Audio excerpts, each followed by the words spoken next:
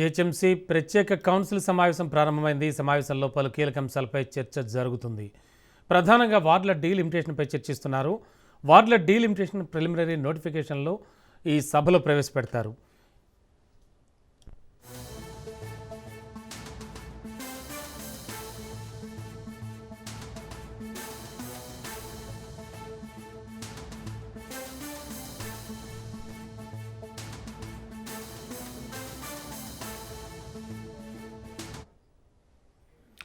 సభలో వార్డుల డీలిమిటేషన్పై నగర కార్పొరేటర్లతో పాటు ఎక్స్ అఫీషియో సభ్యులు తమ అభ్యంతరాలు, సలహాలు తెలుపుతారు. ఇప్పటికే వార్డుల విభజనపై తమ అభ్యంతరాలను జీహెచ్ఎంసీ కమిషనర్ ఆర్వి కర్ణన్కు అన్ని పార్టీల నేతలు వినతిపత్రం రూపంలో అందజేశారు.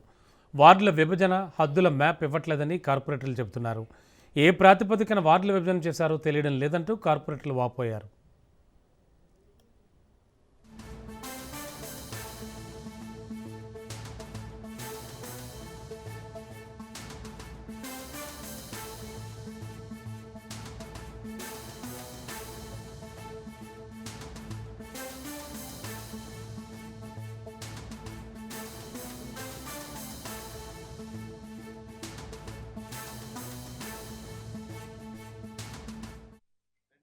రెండు నెలలు టర్మ్ ఉంది.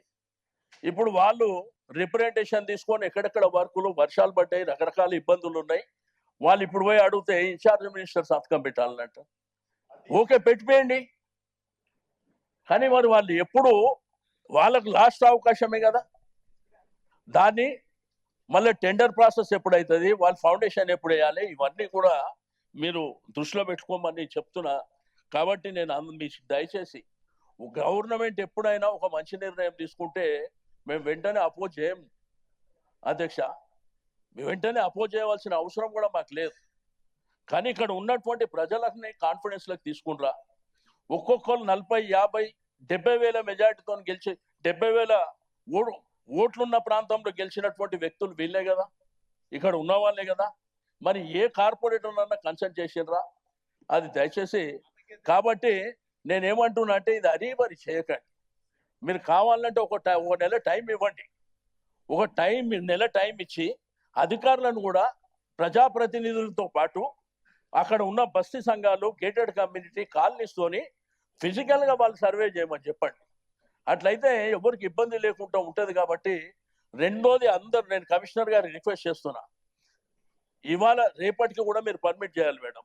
ఎందుకంటే అందరు మాట్లాడాలంటే అందరు మాట్లాడి ఇంట్రెస్ట్ ఉన్న వాళ్ళు ఆల్మోస్ట్ అందరు ఉన్నారు.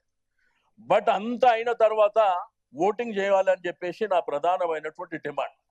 ఎందుకంటే అందరూ ఓటింగ్ చేసిన తర్వాతనే మీరు ఫార్వర్డ్ కావాల్సిందిగా నేను రిక్వెస్ట్ చేస్తూ ఉన్నా. ఎందుకంటే ఇంతమంది అభిప్రాయాన్ని పక్కన పెట్టి మా ఇష్టానుసారం చేసుకుంటామంటే కూడా ప్రజాస్వామ్యంలో కరెక్ట్ కాదు అనేది నా అభిప్రాయం అని చెప్పి తెలియజేస్తూ నాకు ఇచ్చిన అవకాశానికి ధన్యవాదాలు.